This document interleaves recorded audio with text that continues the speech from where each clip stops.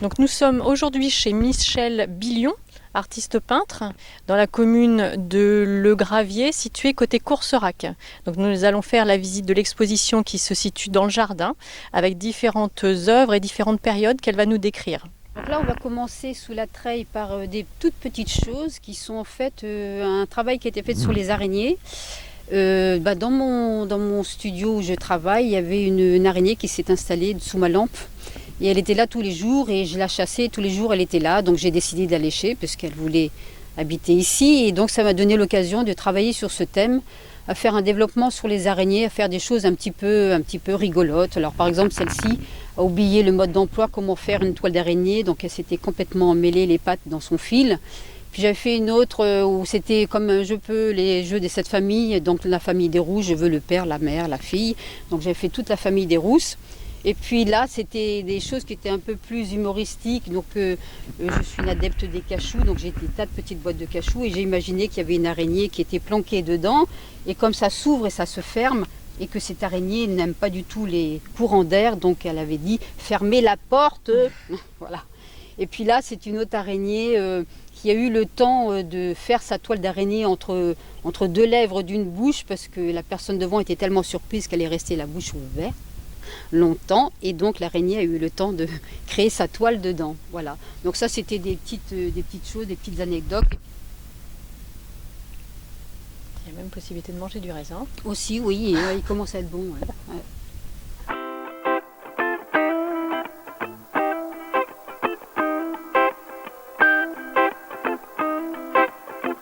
Donc là, près du hangar à bois, toujours sur le thème des vignes l'hiver, donc toujours avec les piquets qui sont teintés différemment par la bouillie bordelaise et puis aussi l'action du temps sur le bois. Donc j'avais fait des séries en fait, comme si je faisais des zooms sur les couleurs des piquets de vigne avec du vernis incolore sur du morceau de bois. Voilà. Et ça, c'est un travail beaucoup plus classique. C'est une grappe qui est en train de pourrir en fait au mois de novembre avec tous les sucres. Et elle est poisseuse, elle est en train de s'étioler. Et donc j'avais fait un petit poème pour illustrer ces choses-là. En fait, j'ai toujours été très intéressée par la pourriture aussi, les changements de l'état de maturité à quelque chose qui devient un peu déliquescent, quoi. Et je trouve que dans la nature, il y a des couleurs qui se proposent au regard. Tous les fruits qui pourrissent, et tous sont différents. Et il y a des velours, il y a des crevasses. Enfin, j'aime beaucoup observer ce genre de transformation. Alors là, sont installés à l'abri des aquarelles, parce que là, vraiment, les aquarelles, il ne faut pas trop que ça prenne la lumière du soleil. Donc là, c'est un travail classique que j'ai plutôt l'occasion de travailler avec mes élèves, quoi. Je leur pose un sujet sur la table et puis voilà, ils en font ce qu'ils peuvent. Donc en général, j'essaie le sujet un peu à l'avance. Et donc c'est aussi très hétéroclite, hein. Ça peut être des choses, des rebuts qu'on trouve sur les bords des routes, hein, malheureusement. Et puis voilà, des entassements de balais différents, des objets usuels, les arrosoirs. J'aime aussi beaucoup les atmosphères d'atelier, là où il y a eu du travail, où on pose les choses un peu partout, voilà, où tout est un petit peu en désordre. Et donc ça, c'est un travail un peu différent qui était sur le thème tourner autour du pot. Et donc là, ce sont des collages, des papiers collés que j'ai peints, retravaillés par-dessus avec d'autres collages. Donc c'est un travail un peu plus différent, quoi. Un peu plus fragile parce que c'est vraiment que du papier, quoi. C'est pas protégé. Ces deux-là sont vraiment très différents parce qu'en fait, ils sont un peu comme des objets un peu hétéroclites dans le travail. J'avais donc pour utiliser la colle à carrelage qui me sert beaucoup à donner des épaisseurs et que je teinte, j'avais remarqué que ma spatule avait l'empreinte de toutes les couleurs que j'utilisais pour les travaux précédents. Et j'avais vu des paysages sur cette spatule et je me suis dit, mais il va falloir que j'utilise ça. Donc je l'ai laissé de côté. Et un jour, je me suis mis à créer des paysages sur des papiers d'emballage que je voyais sur ma spatule. Donc ça donnait ces deux-là. Donc celui-ci, c'est l'épine noire et celui-ci, c'est le lac noir. Voilà. Donc c'est un travail donc sur des collages de papier. Voilà, avec la colle à carrelage qui les rigidifie, donc ça ondule beaucoup, donc ça me crée des difficultés, parce que moi j'aime bien me créer des difficultés pour partir quand je travaille, parce que si j'ai un papier lisse, bien blanc, j'arrive pas à démarrer. Donc il faut toujours un peu que je salisse mon travail, et que je lui mette des ondulations, des crevasses, des trous, des aspérités pour pouvoir commencer à travailler. Les tournesols, ça fait aussi partie des sujets qui m'intéressent beaucoup. Et donc là, ce sont des tournesols qui sont plutôt secs. Moi, ils m'intéressent quand ils ont eu le passage du temps et qu'ils sont prêts à être ramassés. Donc ils ont cette sorte d'humilité à baisser la tête. Ils sont plus face au soleil comme ils sont quand ils sont très très en fleurs. Et puis surtout, il y a les feuilles qui commencent à se recroqueviller. C'est comme des statues, quoi. C'est comme une armée de statues dans un champ. Et puis surtout, s'il y a la pluie qui est passée, ils commencent à avoir des teintes un peu charbonneuses.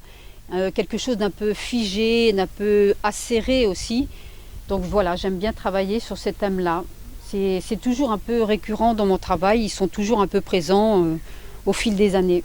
Donc là, c'est aussi toujours sur les thèmes de la vigne et de la vigne hiver. Donc il y avait eu un champ de vignes, de vieilles vignes qui étaient arrachées. Et donc tout était au sol, en vrac, tout était mêlé, les fils, les sarments, les ceps. Et donc j'avais décidé de recueillir des instants de cette vigne à terre pour pouvoir en faire un travail, toujours dans les tons d'hiver, des pourpres, des ocres, des couleurs de lichen jaune, un peu des restes de grappes séchées. Voilà, m'a donné l'occasion de faire ces deux travaux-là, qui sont un petit peu hors contexte, quoi. On ne voit pas là les rangs de vignes bien installés qui créent des sortes de portées musicales. Là, c'est vraiment le vrac à terre. Et ça, ce sont des compositions graphiques, toujours à partir des serments de vigne. Alors là, dans cette série, on commence à aborder les bleus qui sont apparus dans mon travail depuis à peu près 3 ans. Le déclenchement, ça a été les champs de lin, donc le bleu des champs de lin. Mais tout au cours d'une année, par exemple, il arrive souvent que je fasse un travail sur les chaises, parce que les chaises, tout le monde en a, et puis on s'assoit pour se reposer, on s'assoit pour discuter, on s'assoit pour manger. On s'assoit quelquefois pour observer, pour regarder. Enfin, donc la chaise est quand même quelque chose qui est assez prégnant chez tout le monde, quoi. Tout le monde s'assoit sur un objet qu'on appelle chaise et qui peut avoir au fil des années une habitude, sa place dans la maison. Et donc celle-ci, je l'ai faite cette année parce que c'était sur ça que je m'asseyais quand j'allais visiter ma mère. Et donc, quand j'ai vidé la maison, j'ai décidé de garder celle-là parce qu'elle était bien chargée en souvenirs. Et surtout, il faut essayer de la placer dans un endroit où tout d'un coup, elle est sublimée par un éclairage du matin, très en contraste. Alors là, il y a des collages. C'est aussi un travail que j'ai fait sur du papier d'emballage avec des vernis colorés. Donc par endroit, on a toujours cette transparence des couleurs que je retrouve quand je travaille l'aquarelle. Au début donc, du travail sur le thème des champs de lin. Et donc toujours avec l'envie de se créer des difficultés pour essayer de retrouver cette émotion que j'ai devant ces champs fleuris. Alors là, c'est un travail avec du papier de riz que je froisse et que je colle les uns sur les autres. Le papier de riz, quand on lui met de l'humidité, il devient comme de la pâte. Et ils s'incrustent les uns dans les autres. Donc j'ai voulu créer des tourbillons, des moments peut-être de pluie. Alors il y en a qui me disent ça ressemble à la mer. Donc celui-ci est un peu plus figuratif parce qu'on peut deviner une haie au fond là. Donc les champs de lin, c'est fin avril, et donc les arbres, c'est à peine encore vert. Il y a encore, on voit la couleur des bourgeons, donc ça donne des choses un petit peu colorées.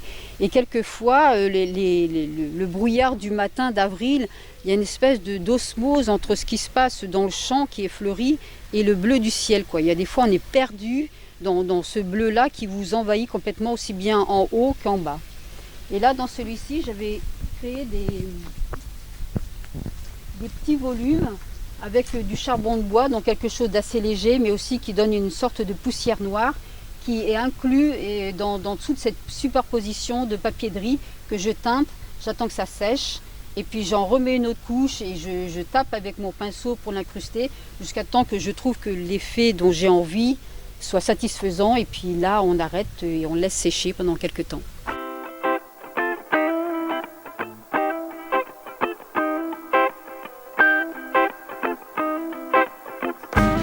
Donc là, on arrive dans ce bâtiment qu'on appelle l'annexe, qui était une sorte de tas de pierres envahies par le lierre qu'on a dégagé et repris au minimum, voilà, pour l'abriter les pierres de l'eau.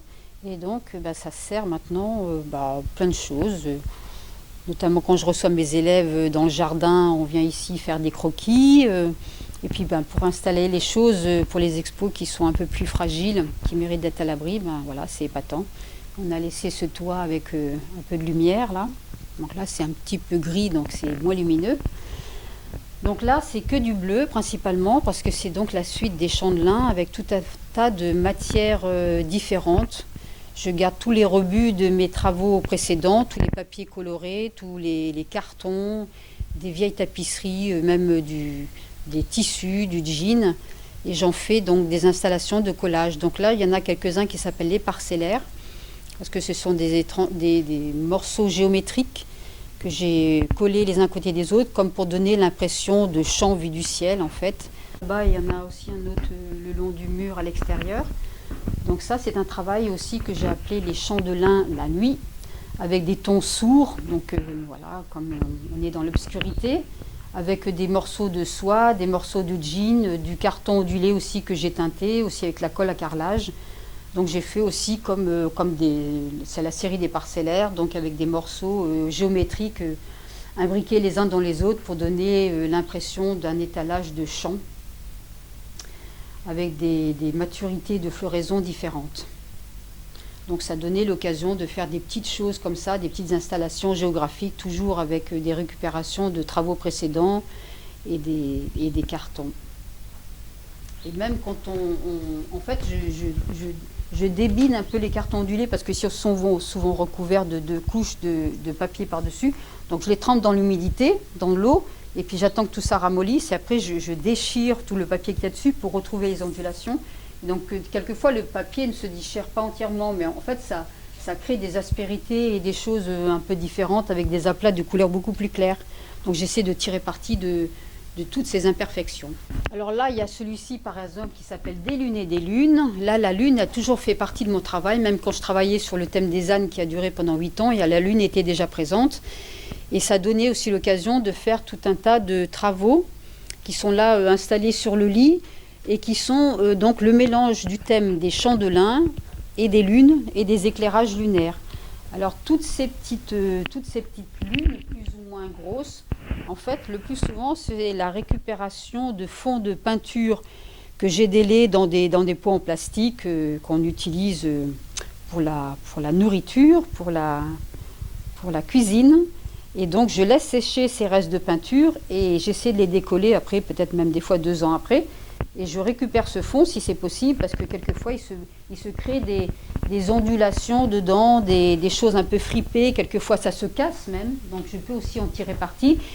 Et puis voilà, ça me donne l'occasion de récupérer ces petites pastilles rondes pour en faire des lunes. Et donc une fois que j'ai une couleur de lune, après je travaille autour avec mes résidus de papier, de carton, toutes mes cochonneries que je récupère et pour en faire des paysages. Et donc là, je m'étais donné une règle, c'est-à-dire que je m'étais donné une montagne, toujours avec la même forme, avec une partie éclairée, un champ en forme de trapèze qui est dessous la montagne, et puis une bande de champ en dessous, beaucoup plus à l'horizontale. Donc je me suis donné ces règles, donc une lune avec une forme ou de faucille, ou une grosse ou une toute petite, et toujours en utilisant les mêmes formes géométriques avec des couleurs différentes pour créer donc comme une suite un petit peu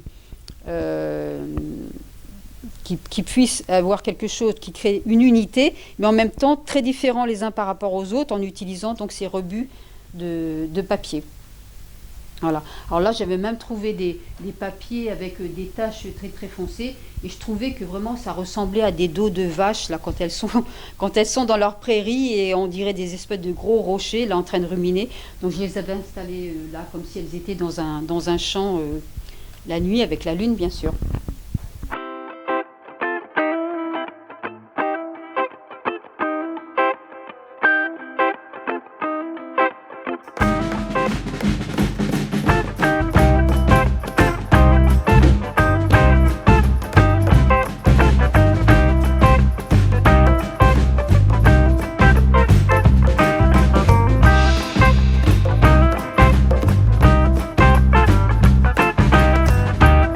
Donc là, c'est un travail qui avait été fait sur à peu près 3 années. J'avais travaillé sur le thème de ce noyer. Donc ça, c'est le tronc d'un noyer avec toute sa ramure autour. Un noyer que j'avais vu qui était tombé pour une tempête, qui s'était relevé par la suite et qui avait donc retrouvé. Il y avait 2 trous qui étaient restés dans le tronc. Et donc les écureuils probablement venaient cacher leur noix dans ce trou. Et j'avais décidé donc de faire les 4 saisons autour du noyer. Donc l'hiver ici avec les ramures qui sont dénudées, la pleine lune, le froid. Ici au printemps quand la noix s'ouvre et puis sort le nouveau noyer. Là les noix en bien vertes, bien fermes quand elles se préparent pour l'été. Là quand elles commencent à se friper à l'automne, quand il commence à retomber, à pleuvoir.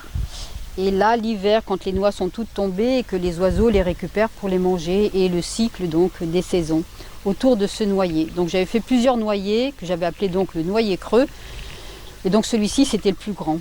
Voilà, donc ça c'est travaillé avec des lacs noirs, de la peinture acrylique, il y a aussi un peu de pastel, des collages aussi, et puis voilà, de la peinture métallisée aussi qui ne sèche pas tout de suite, donc on peut la gratter pour faire des effets.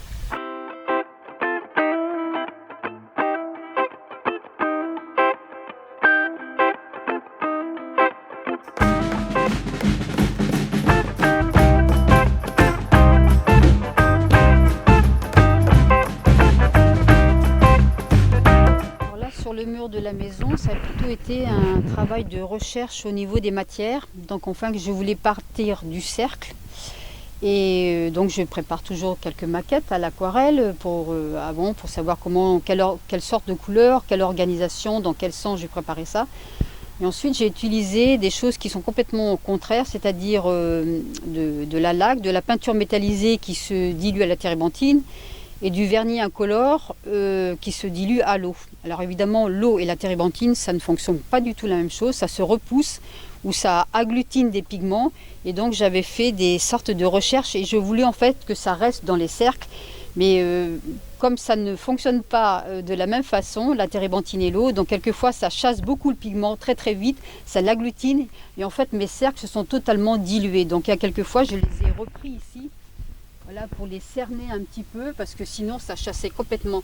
Alors ça c'est quelque chose qu'on fait une fois, mais si on veut le refaire 2 fois, ça fera jamais la même chose, hein, parce que ça c'est vraiment c'est une alchimie qui se fait sur le papier, mais c'est vraiment très très aléatoire. Voilà. Donc là c'est un peu du laisser faire, quoi. Quand il y a quelque chose qui vous plaît, on dit stop, on arrête là.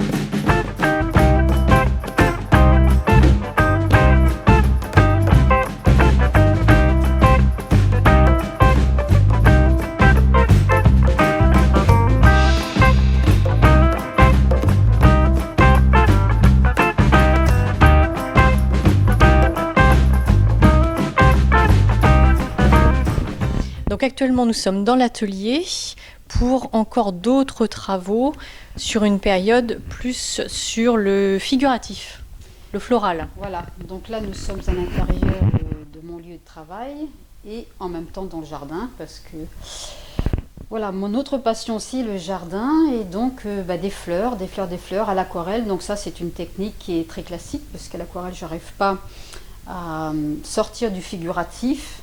Et en même temps, c'est un vrai plaisir, voilà, de se poser dans le jardin, d'installer devant son travail de l'hiver, parce que le jardin, c'est un travail de longue haleine, on a la récompense au printemps. C'est aussi un travail que j'aborde aussi avec mes élèves, hein. Donc les fleurs, ça donne l'occasion de travailler des couleurs beaucoup plus fraîches, beaucoup plus riantes, et surtout d'avoir des travaux qui sont très colorés. Mais bon, tout est intéressant, parce que moi, même les fleurs de poireau, je trouve ça, quand on se rapproche d'une fleur de poireau, toutes ces petites clochettes qui sont les unes à côté des autres, avec des tons différents, je trouve ça magnifique. Voilà.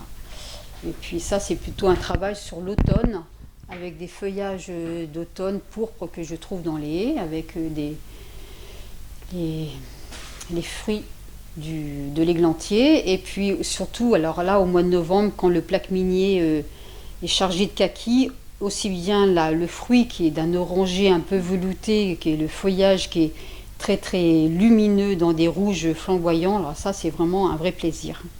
J'avais aussi travaillé sur le thème des arbres. Ça m'a occupé pendant 4 ans, aussi bien les troncs que les ramures, beaucoup les ramures. Donc ça, c'est toujours un travail à l'aquarelle sur le thème de l'églantine, non pas de l'églantine, de l'épine noire. Donc c'est plutôt un arbuste qui reste assez petit mais qui est très, très, très fournie en petites ramures. Donc j'avais fait plusieurs portraits de cette épine noire ici, quand elle se fleurit au mois d'avril. Et puis les architectures, ça c'est quelque chose par lequel j'ai commencé à l'aquarelle. Là, j'en ai fait jusqu'à l'épuisement des vieilles pierres et des vieilles fenêtres. Donc ça, c'est vraiment quelque chose que je ne fais presque plus ou vraiment occasionnellement. Donc ça, c'était une vieille cabane qui avait à côté d'Auton, sur la route de Saintes, et qui était dans un potager que je trouvais toujours intéressant parce qu'elle était de plus en plus enfouie dans la verdure. Défi aussi bien pour donner l'aspect du cuir, les pliures que font les cuirs un peu rigides ou les travaux de daim ou alors le cuir verni, ou aussi les entassements de jeans avec toutes les pliures et puis la déformation quand ils ont été portés par les corps, et surtout créer des entassements. Donc ça, c'était en fait une sorte de défi que je m'étais mis, déjà rien que pour le dessin, parce que là j'avais passé beaucoup de temps. Et puis après, pour la couleur, parce que le jean, bon, c'est des bleus différents, des bleus foncés, des bleus un peu plus pâles, un peu plus passés. Et puis finalement, quand même, les voir les uns et les autres, tous ces jeans, essayer de créer des proportions, des zones beaucoup plus sombres, des zones beaucoup plus claires, pour donner cette impression d'entassement par terre, comme ça, laissé un peu à l'abandon. Voilà, en fait, des sortes de défis pour savoir si je suis cap.